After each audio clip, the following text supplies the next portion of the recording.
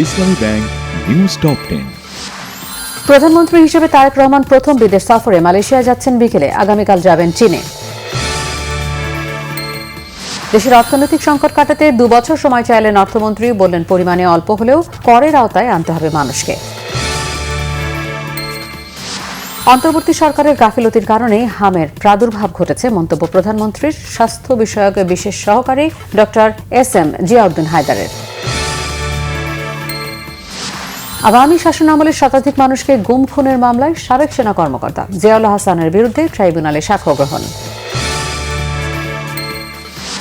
দেশের সার্বভৌমত্ব রক্ষা সহ যে কোনো প্রয়োজনের সর্বোচ্চ ত্যাগ স্বীকার করতে প্রস্তুত বাহিনীর প্রতিটি সদস্য, বলেছেন নৌবাহিনী প্রধান অ্যাডমিরাল এম নাজমুল হাসান।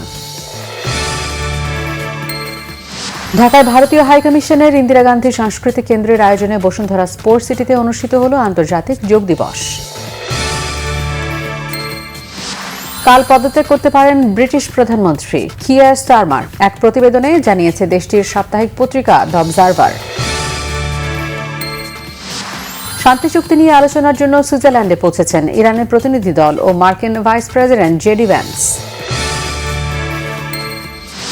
তিউনিসিয়াকে 4-0 গোলে বিধ্বস্ত করে নকআউট পর্বে যাওয়ার স্বপ্ন জোরালো করেছে জাপান, 2 হারে বিদায় নিল আফ্রিকান ইগলরা।